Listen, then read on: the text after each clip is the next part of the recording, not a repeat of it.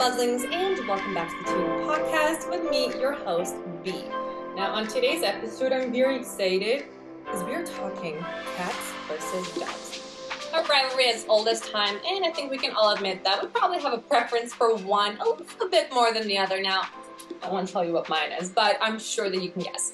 But on today's episode, we are specifically focusing on some of the challenges as well as the misconceptions of being a cat owner. And trust me, there are a lot to go over, crazy cat lady being one. But on today's episode, we are focusing on the male perspective. Why? Because we don't hear a lot about cat daddies. And my very special guest will get into what it's like to be a cat daddy, what it's like to date being a cat daddy, because, I'm talking to those dog moms specifically. And, the ins and outs of having a cat instead of having a dog, as well as what is it like to go viral for being a cat daddy and how his life has totally changed after that. Now, without further ado, here's the episode. Cat Daddy Dan, welcome. I'm so stoked to have you on the show. So without further ado, tell us, how did you become Cat Daddy Dan? How did you start your journey to become this viral, essentially cat daddy on the internet? Well, thanks for having me. It's good to dish out some tea. Honestly, it was very unexpected. I was definitely, I don't know, I don't want to call it a lotto win or anything like that, although sometimes it feels like it. But there's definitely like something going on. But it started unconventionally. I was going through a breakup and just kind of down in the dumps and kind of not sure which direction to take in my life, where to go forward with. And I was really, the relationships that I was in, I really kind of lost myself, and I lost my sense of self. And I was just scrolling through my old pictures, and it was a picture of me lying on the couch petting both my cats, and my ex, the one I'm speaking about, she wrote a comment that said cat daddy. And I read it and I was just like, huh. I'm like, she's kind of not wrong. And then before that I had an idea to like just film videos of my cats and like, have a little cat toy store or something like that, but it never actually came to fruition. And then I had the time and space by myself, and I just realized, what, fuck it, I'm not going to care anymore. I'm just going to post what I want. And then I just started talking to the camera with my cats, talking to my cats, and one thing led to another, and then here we are. That's pretty much. I love it. That's amazing. That's funny. It's because a lot of people, I'm sure have this kind of ideals to be the content creator that you have and go viral the way that you have. But I find that a lot of stories happen where that actually happens. It's a little bit more by accident, and something in life kind of pushed you towards that. So what were some of the first videos that you started taking of your cats? And some of them we can see in the video, so cute. How did that first happen? And what was the video that you posted that kind of went viral and went crazy, and where, Cat Daddy Dan became front and center? Oh my gosh, I'm going to get so distracted by the kids. My first viral video was actually with her. And this is Charlotte, by the way. Look at Charlotte. She's the queen. She's kind of moody right now. But my first viral video was with her in my old place, and I was sitting roughly where I am on my couch right now, and she was sitting over there on the chaise. And I was reading a lot of like self-help stuff about women and relationships and stuff like that. I was definitely in like recovery zone. And somewhere in this book that I was reading said that women are like cats. And I was just like, he's not wrong, the author of this book. And I was looking over at Charlotte, and she was sitting facing away from me, like she was mad at me, almost like she had her back turned to me. But we know that with cats, when they turn their back to you, it means they trust you. But I was making a joke, and I just said, life lessons from a cat dad, women are very much like cats. And then I kind of went into how they're like cats, and I talked about how they need their time and space, how they kind of just want to go hang out in the alley with the other cats, and come back to you when they want. And then if you crowd them, they'll run away from you. And I showed an example of me like getting too close to her, and she just runs away. Very true. And then I posted that on Instagram originally. It was one of my first videos ever on Instagram, and it got canceled for hate speech. Apparently saying a metaphor, a simile, is hate speech these days. But alas, the TikTok gods were nice, and I got probably like 4 or 5 thousand followers just from one video. And I was like, oh, okay. See, I see what the people want now. Because before I was just like doing, I was just reposting like other people's cat videos. And then all of a sudden the human is brought into the picture, speaking myself, making like, allowing people to like relate in a way, you know? And I guess that just really resonated with people, and the algorithm did its thing, and off it went. And I was like, okay. And so I started kind of posting more videos that were kind of like that. I had follow-ups, more reasons why women are like cats, feeding them, that kind of thing. Mhm. And it just became like a meme, I guess. And there's a few things that I want to go into what you just said. So Yeah, one sure. of the aspects is, and I love that video, by the way, and I totally agree with you. I mean, first of all, cats literally represent femininity. It's one of Yeah, the things it's that we true. always talk about. So do snakes, by the way, y'all. That's why I'm wearing snakes and cats. I'm a cat mom, so that's why I'm speaking from this. But let's get into some of that, keyboard warriors that I know that you call them, but where people feel on the internet, especially on social media, they feel a little bit more freer to start, discussing and especially using very hateful words towards you because you made this, funny joke of, saying that women are like cats, which is very true. So, what was that like? Honestly, I didn't get a ton of flack on that video. I mean, I'd say 95% of the comments were positive, and people are like, oh my God, this is so true. And there's a couple things that I definitely added humor to it when she was like rubbing on the table, and I was kind of talking about how she was rubbing on the table. And then people were like, yeah, when my girl rubs on the table, now I know, that kind of thing. And, people were getting the humor. However, there were people saying that I was being misogynistic. There were people saying, just the typical kind of things that a hurt person is going to say. And that's what I've learned about hate comments is, if you have the energy in you to engage with someone's content, to watch the whole thing, and then continue to write a comment that's negative, you must be hurting a lot yourself. And so I have a sense of empathy for those people, and my way of responding to stuff like that is usually in jest, in humor. I'll ask them like a rhetorical question or something funny, but there are other videos that are a bit more controversial. I'm sure we can get into that, where I've had to kind of, backpedal and kind of apologize for things. But I don't really want to do that too much, because literally at the end of the day, I'm just being myself. So I don't want to bow to people. This is the whole idea with me being a cat dad, is that this is who I am. And I don't really want to flex to pretend to be somebody I'm not. So no, I'm not going to change the way I am. I'm not going to change the videos I produce. If you don't like it, the unfollow button's right there. So that's the That's an mindset. amazing way to look at it, Dan. And I'm so glad that you brought that up too, just because I know that being careful on the internet is something that people don't expect, but a lot of people who go viral, just as the way that you have, tend to kind of feel that where they have to be a little bit more careful. All right, Cat Daddy Dan. So most importantly, you went viral. Tell us, what does going viral feel like? Oh, it's amazing, and everything's different. And my life's completely changed, and I'm multimillionaire, and I'm rich and famous. That's what everyone thinks is gonna happen when you go viral. Yeah, my life's not any different. I'm still the same person at the end of the day. I haven't even really monetized that much at this point in time, so it's just a number, right? It's just a number. I mean, but people obviously look at it differently, right? Like, people, especially when I passed 100,000, people look at it like, oh my God, he's into famous celebrity. And the way people talk to me, it's just, honestly, I don't like it. But um, I'm like a pretty introverted person by nature. So it was a lot of energy. Over 2 months, I grew from like 500 followers to over 100,000. And it's a lot of energy. And I was trying to people please and trying to respond to all the DMs and all the comments and everything. But you just can't do that. And you have to hire people to do that. And I like to be myself, and I like to have a real connection with people. And so I don't know. At the end of the day, if I could hire out for everything else and just talk to people, that would be it. Ironically, so from an introverted person, but going viral, it's fun, and it's kind of addicting. It's like a dopamine source for sure. But at the end of the day, my life's still the exact same.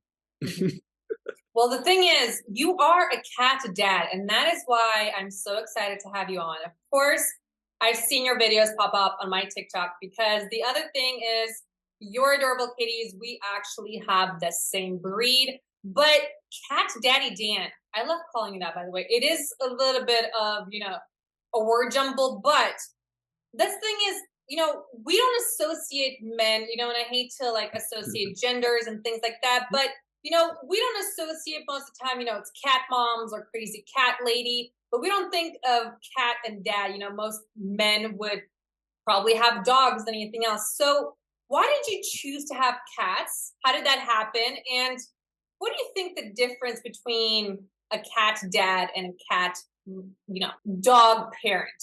I can't. I think it's a huge difference. There's an enormous difference. I know, and I've made lots of jokes about it, about in terms of dating, a cat guy being a better dating prospect because he is in touch with his emotions and his feelings because he's got kitties. But I've always been a cat person, and I think I mean, as much of it is your DNA. I think it really stems on how much of an interaction you had with animals when you were a kid. And I always had amazing experiences in my family. I always grew up with cats, always bonded with my cats more, and my family dog was more of a nuisance to me rather than a pet, unfortunately. Actually, I'll tell you one story. It was when I really knew that I was a cat person, was when we had a family cat. She was a tuxedo. Her name was Kipper. We took her from a family friend because their son, they found out, was allergic to her. And so we were blessed with this perfectly amazing tuxedo.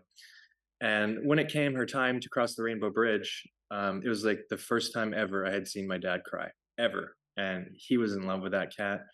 And I guess just I was thinking I was like 13 or something like that, seeing my own dad cry, and he's over a cat. And I don't know, I just love the little creatures.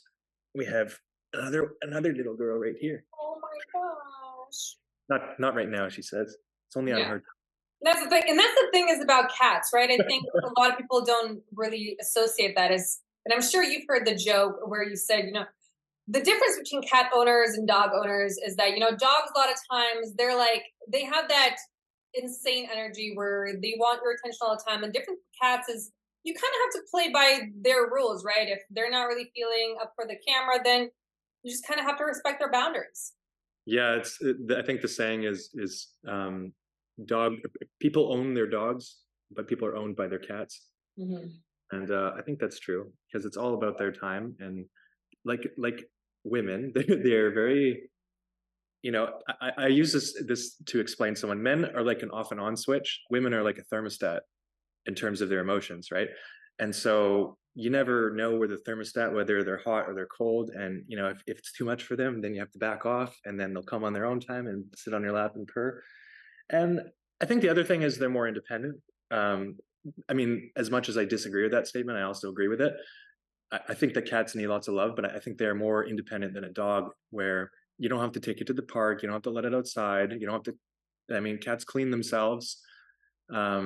There's lots of arguments, right? And if you're referring to me as a cat dad versus a dog dad, I think there's a enormous enormous difference. And I've said it in jest a lot in a lot of my videos as well. So Absolutely. And the thing is, I love what you said about your dad, where you saw him show emotion when it came to an animal, especially cat, because I think that's what cats, secret superpower is and why they're associated with femininity is because they allow people to kind of feel their emotions. And one of the things I hate is when people think that just because a man is a man or whatever gender, again, you're associating with, whatever you I self identify, I hate this feeling or this expectation, right? Where men or someone who identifies as man is not allowed to feel emotions because that is bullshit. Everyone's allowed to entitled to feel emotions, and that's great. That oh my gosh, I can't get over the kitty. So Dan, have you faced any stigma? It sounds like your family are all cat lovers. Have you faced any other stigma? And tell us some fun dating experiences that you had being a cat dad. Spill it to you on that because I know you got stories. I mean, I feel like nowadays, especially with the social media presence I have, it's definitely a lot harder to date. It's not easier. People say, "Oh, you must have all these girls sliding in your DMs, and you must just be able to pick and choose." I mean, yes, there's a lot of attention, but it's not always kind of what you're looking for, right? And I feel like it's harder to date because people see me more now as a solution to their problem rather than like an actual partner. So I have to really qualify a lot. And it's kind of funny because this all started from the end of my relationship. And you'd expect, oh my God, you have this Insta following now. You must be able to get whatever girl or person you want. I mean, it's just like I couldn't be happier to be single at this point. I don't know. It's at the time when I was going through what I was going through, it felt like the end of the world, and now I don't know. It's Okay. funny how things work out. But as far as dating goes, I mean, yeah, I mean, some people have, especially dog moms, Yeah. they kind of like an actual certified dog mom, not a hybrid mom, but like a dog only dog mom. I can't date them. It just doesn't work. And I've always had like traumatic, I will say traumatic in quotation marks because it depends on your definition of what trauma is. But yeah, I have some some interesting dog mom date stories. Um I don't know. Would you like to hear a story? I would love to hear a story. And tell us, like, specifically, what comments have you gotten, maybe specifically, from those dog moms or those dog dads that, maybe are saying, implicating something with their words about you being choosing to be a cat parent rather than having a dog? Um I think people are seeing it as me. I'm pronouncing uh cats to be superior than dogs. So they get offended by that when and then like there was one video where I had Rufus was like I was holding him and I was saying something about dog people or dogs, and then he shouted back at the camera like yeah he was in agreement. And a lot of people got offended to that, and there's one person who responded to that, and then I quoted his comment, something about dogs, and then I had like this Royal Rufus thing when he's like yowling at dog people, and he took so much offense to it. He's like, I don't know why you hate dogs so much. And it's just like I never said anywhere where I hate dogs ever. I think Mhm. that cats and dogs are equal in terms of they're a companion animal, and that's what they're. But I think the application for which you would have a pet is different, whereas dogs are more of like service animals. They're supposed to they're be trained to do things for you, like back in the old cave days they used to be trained to hunt for you, and they would get the food scraps, the leftover food scraps. Mhm. um, and also they haven't been, or cats have been domesticated uh, a lot shorter time than dogs have, so they're typically more wild than dogs are. I think that's why cats can survive in the wild. But there's um there's definitely a difference between when you compare a dog person to a cat person. And going back to dating, it's just, I don't know. I just feel like you have to attract your tribe of person. And I think I know at this point in my life that the tribe I need is a cat mom. And I just can't do the dog moms anymore. I don't think people get super offended by it. They understand it's a joke.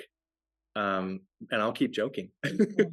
because Well, and it, while you're dating, Dan, do these dog moms specifically, are they, do they ever go out with you with some kind of a desire to maybe change your preference and make you a dog parent? Like, have you ever had any of those kind of situations?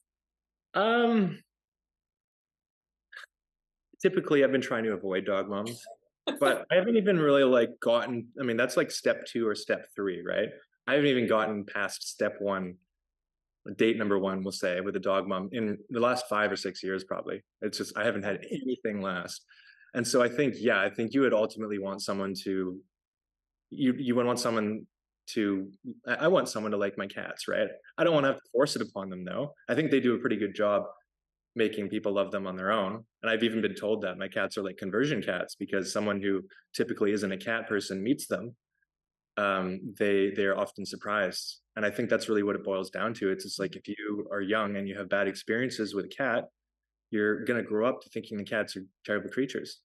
And I kind of had the same thing with a dog, not necessarily traumatic per se, but there are just things about dogs that I would prefer be over there, where there are things about cats that I'd prefer be over here.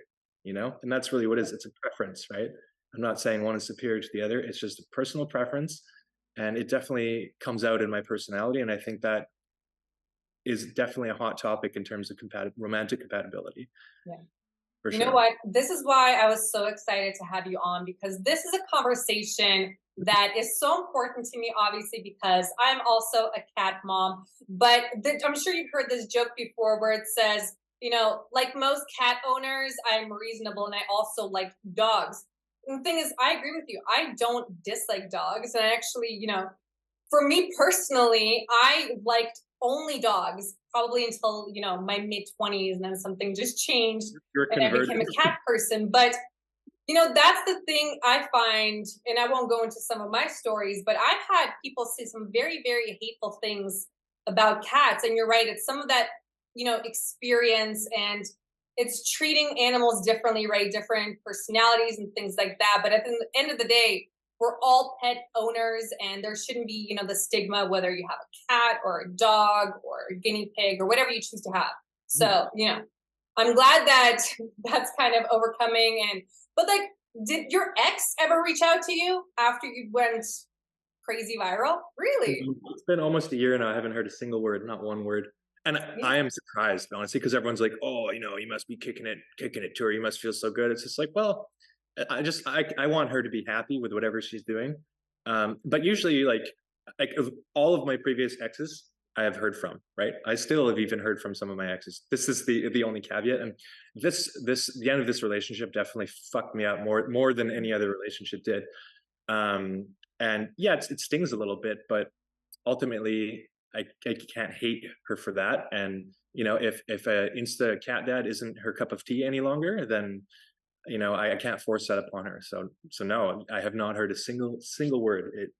I might as well never have met her at this point. But Well, you know, well, I mean, like, it sounds like you have amazing emotional intelligence for yourself, the fact that you're self aware of this. And the other thing is, I mean, people who are watching this can see that you're obviously a very attractive man. You have all these things going on. But it's kind of what you said, that, you became viral accidentally. That wasn't something that you were striving towards, but you had this goal. And now, yes, you will have, a lot of women who are after you, but, you don't necessarily know their intentions. But that's good that you know who you are as a person and what you want in terms of your future and achieving it, and the kind of person. So, as you should, stand for what you want. And I can't. Your kitties are too cute. They almost distract me. But the Dan, base. let's get into the monetization aspect of going viral and being a content creator or an influencer. I don't know what word that you prefer. I don't know if there's Sure. some kind of PC around there just yet. But so how are you, dealing with people, when people assume going viral, automatically see dollar signs, automatically see partnerships, automatically trying to monetize? And the thing is, I have episodes on that. I think that's a fantastic thing that is coming out of Gen Z. But how are you dealing with it? Because also mention your background is kind of marketing, business, so it's related, and how that background has helped you, um, facing this new world of being an influencer and dealing with these brands and marketing opportunities and partnerships. It's definitely a big can of worms you've opened there. I don't know. Little Charlotte here seems to have something to say about it. But yes, I do kind of have an e-commerce marketing background, and that's when I said early at the beginning of the interview that I had an original idea to take videos of my cats and sell cat toys. This was a very early idea that came from my e-commerce background. I actually used to sell leggings, like women's leggings, fitness leggings, I think I did that for like 4 or 5 years.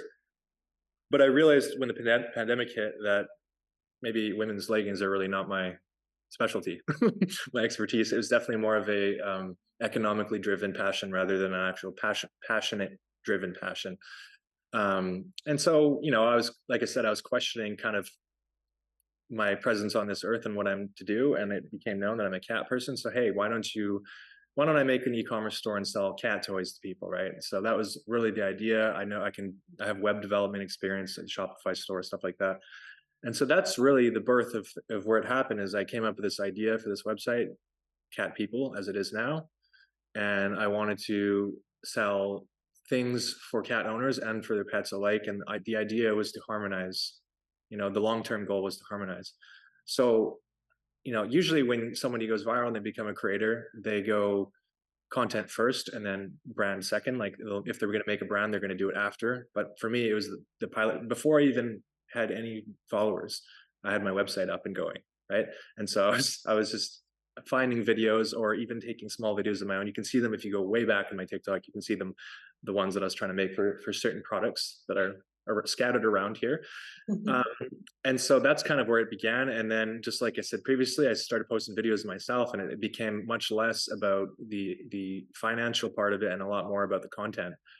So what's happened, of course, you get a following, people see dollar signs, especially brands, and they want a piece of that pie. And so, yeah, when I had, after my first viral video, I had like 5,000 followers on TikTok. I had several brands reach out for Black Friday, to which it was a new thing for me, and what they were offering me was acceptable at the time. And then, since I grew so rapidly, I guess I discovered my worth, right? And so, in the 2 months, it was probably about 6 weeks actually from when the contract was offered to me for all four of these brands. It's for Black Friday, to when I was supposed to post the video. But in that 6 weeks, I just grew tremendously, right? And so I was actively creating my own product videos, driving it to my own store, Cat People, and I was able to see the metrics and to see how many people are driving to the Shopify store, and like how much, what the video is actually doing for me. And this is an asset that the average creator doesn't have. And so all of a sudden, I look at these offers that these brands are creating me, and it's just like, well, I don't know if this offer is worth my time anymore. Just because now I can see how much money the brand is making versus what they decide to pay the creator. And so I emailed all of them and I said, I'm sorry, I'm not interested in doing this collab anymore. I will send the product back, and a lot of them were kind of upset or whatever. But at the end of the day, I think I just would rather focus on my own thing rather than promoting someone else's, you know. I want to build my own little cat empire and not help someone else build their own. And that's always kind of how I've been. I've always been kind of like Sigma mindseted, where I just kind of want to do my own thing, and not build a big team. And I just like to do things the way I want to do them and pave my own path. And that's always how I've been throughout my entire life. And it's no different here. So very, very rarely will you ever, if at all, see me do a collab. Now, Dan, I'm going to play a little bit of devil's advocate here, and say something that is very commonly heard on the internet, which is, and the thing is, I am really proud of you in the sense of, knowing your worth. And I'm glad that your previous background helped in that.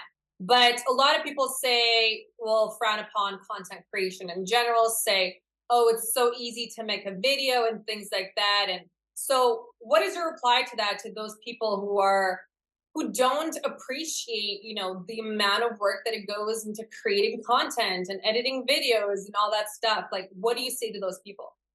I mean, yes and no. I guess it really depends on the production value. Like recently we can talk more about it later, but I've been in kind of like we'll say a Cold War era when it comes to me posting my content. And that's really because I've been putting my attention elsewhere, and that attention right now is actually going into learning how to increase my production value. And the production value of content is really something that takes a lot of investment, takes a lot of knowledge. You have to know how cameras work, how all that crap works. So when someone says, oh, this video is, you could do it easily, it really depends on the video. Yeah, some videos you can just take your phone and film it. And that's the age we live in, where everyone's a friggin' creator and they can just film selfies all day. That's true. I agree with that.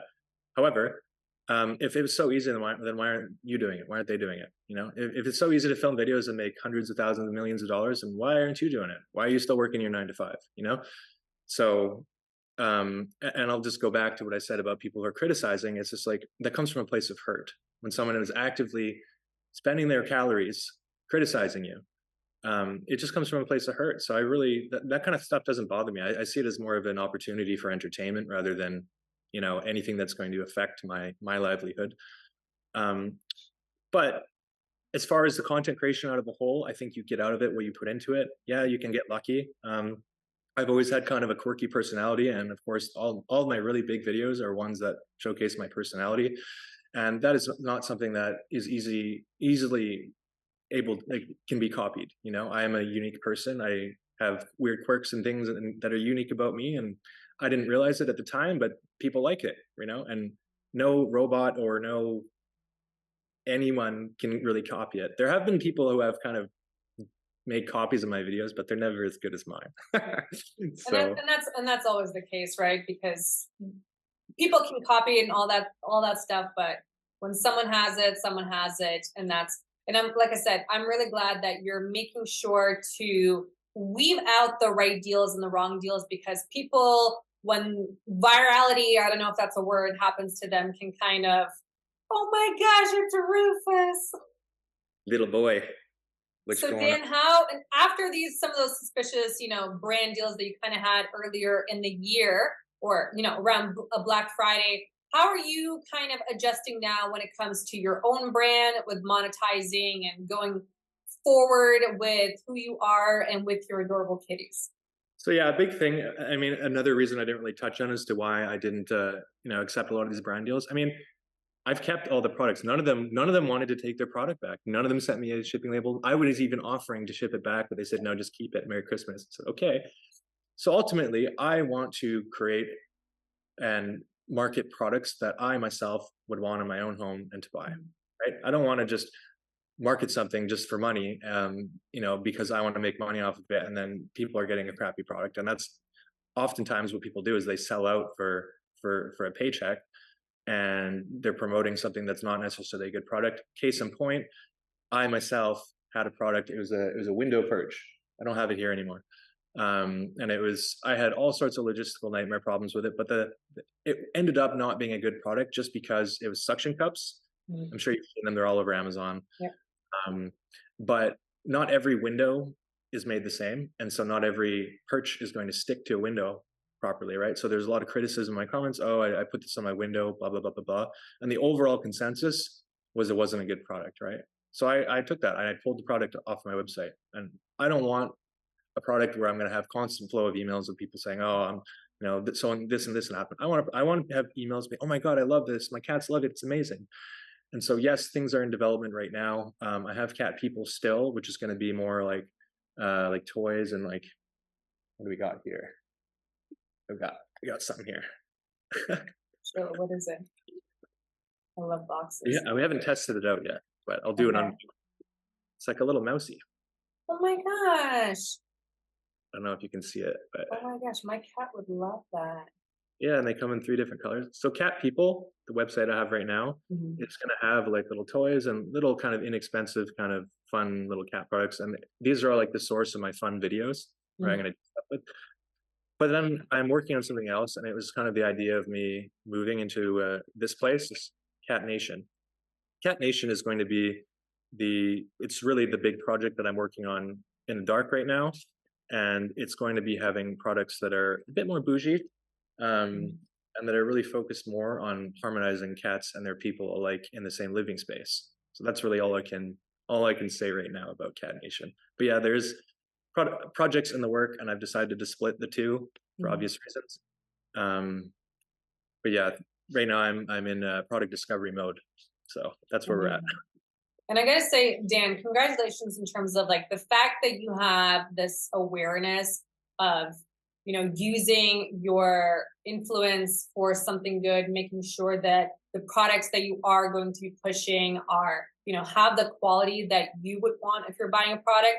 That's amazing because I think it's so rare nowadays.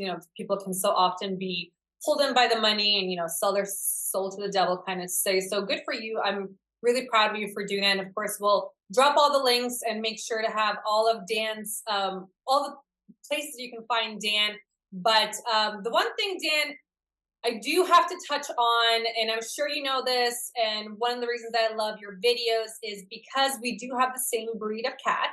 And we have Scottish folds. And for people who don't know, they're the cute little kitties that have the folded ears. They're often known as the Taylor Swift cat because she has them too. But, one of the things, and the reason I'm mentioning this is because I have gotten hate when I've showed some of, my own cat videos.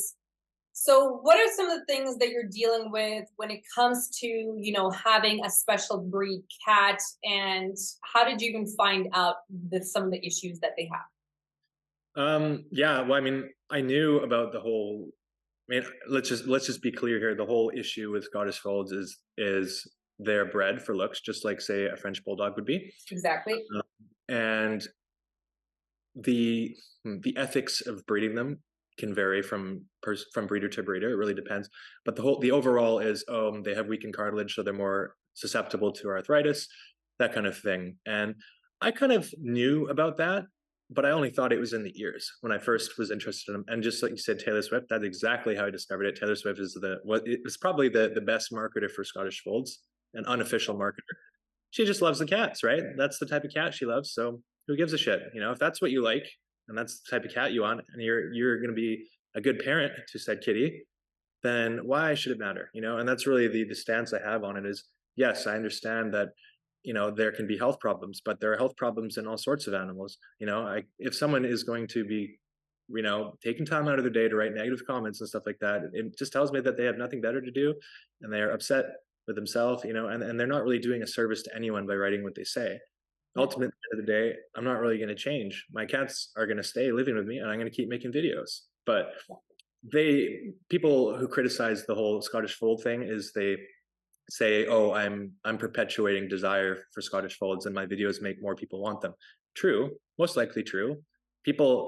One of the most common comments I get is, what breed is that? There's still so many people that don't know what a Scottish fold is, which is alarming to me because I discovered them many, many, many years ago. But yeah, people, there are always going to be breeders for Scottish folds. There are always going to be breeders for French bulldogs. There's always going to be people doing horrible things to animals. But I am doing nice things with animals. I'm having fun. I'm providing entertainment and value to people in my own special way. And I don't think that it can be overruled by the fact that I have a questionable breed of cat. Exactly. And I mean, the thing is, Dan, are you an amazing cat dad or are you an amazing cat dad? I do my best. The thing is, and I mean, I think I saw Rufus there in the back, but I mean, if you've seen some of your videos, right, you take such amazing care of your cats. And I mean, every pet owner takes care for the most part, for those that don't, that's, I won't even get into that, but it's the same thing with, as you said, French bulldogs and even golden retrievers. Golden retrievers have the exact same thing in the cartilage issue that they have in their joints are the same that Scottish folds would have. So, it's the exact same thing of dog breeds and cat breeds. And I'm glad that you brought that up, but that's something that we had to cover because I know it's something that we've had, but I got a Scottish fold because I wanted a more docile cats and they're a little bit more docile, right? It's whatever their preference is. But I'm glad that you approached that and look how happy she is. She's not, her and my other fold, the two girls, they're actually from the same litter. So technically they both kind of carry the gene, but she has straight ears and she has the folded ears. But that's the thing with breeding is you can't breed two folds or else there's like serious genetic defects. And I think that's what people really take. If and when there is ever a vet emergency that it has to come up, I can count on myself to be there for them and they can count on me to be there for them. And that at the end of the day is how it's going to be, I'm not going to go out of my way to get an army of Scottish folds, as fun as that would be. But, I'm not going to stop being who I am and being the way I am to my cats just because some troll on the internet is unhappy with it, Find a hobby, find something you like to do. Don't comment on people's videos. It's the silliest thing. I agree. And it's what you've been saying the whole time, right? It's hurt people, but we really need to get out of this mentality where we think it's okay to go on someone's video online and, leave hateful comments. That the thing is, it's funny, Dan, I'm sure you've had this, is like most people that say those hateful comments would never have the balls to actually say something in real life. And that's what always gets me because, it wasn't me. So it's cowardness. Well, there's like a level of security somebody has behind a computer screen, right? Ooh, that there, you get like a nice little goblet. I do have a little goblet, yes. But yes, you're so right. But I'm glad that you have that self-awareness and obviously your emotional IQ is very, very high, that you're aware of this. And of course, it took some, trials and tribulations of going viral and figuring this out. Now, right now, you're kind of in that in-between period where you've had your huge virality, you still have a huge following, you're not posting as much. So what's next? And specifically, where can people find you now that they know about you? Where else can they find you? Drop all your handles. I'm on Instagram as catdaddy.dan and on TikTok is the exact same handle. I'm also started with YouTube Shorts, but haven't really got onto that, as well as Facebook I'm on as well. It's all the same thing. But in the coming future, I'm going to this is the whole reason with the whole camera setup like this, is I want to make longer form YouTube videos. So in the next 6 months or so, I'm going to start working on that. There's definitely been some production upgrades, and that's kind of what I've been doing in my somber period here is, before I was just grabbing my phone and filming selfies, and I want to have actual production value, and to have production value, you have to have knowledge. So I've been, wouldn't say in the books for sure, but definitely researching and really figuring out the direction where I want to take Cat Daddy Dan, and who exactly is Cat Daddy Dan going to show up as. Whereas, people always expected me to show up as some sort of level of entertainment or humor or whatever, but I definitely want to add more knowledge and more information to it, and that's really kind of what the YouTube is going to do. Like, I'm going to do more product videos and just really showcase things that I want, that I myself would want to show. I mean, that I myself as a cat owner would want in my home. And any toy or whatever, I'm going to do like little honest reviews where I rate them out of three cats. One cat means only one cat likes it. Two cats means two cats like it. Three cats means all three of your cats love it. You should buy it. That kind of thing. Yeah. And then of course, yeah, I'm considering getting more cats, but we have a bit of a kingdom here. We have a queen. We have a lady. She's down here. She's kind of shy. And then we have the king himself, but we are missing a prince, and we are missing a prince and a knight. And so in time, we're going to expand, but for now, there's definitely a lot of moving parts, and I'm trying to navigate through those the best way I can, as well as my own, mental health. It's definitely a lot of energy to constantly be dealing with people on social media. So just taking a break back and focusing on me and other parts of my life is definitely something that was needed. But alas, all those other platforms you can definitely find me on, and there will be more to come. I will be posting more often. There's just a bit of a break period right now, a bit of an intermission we're having. Amazing. Well, Dan, you have been incredible, and I wish you all the best luck. Of course, we're going to have you back when you do all of those amazing things, and I'm so stoked as a cat parent that you're bringing awareness to cats in general. I will have all the links to Dan's handles as well as his websites in the description. Cat Daddy Dan, thank you so much for being a guest on the TOP podcast. Thanks for having me.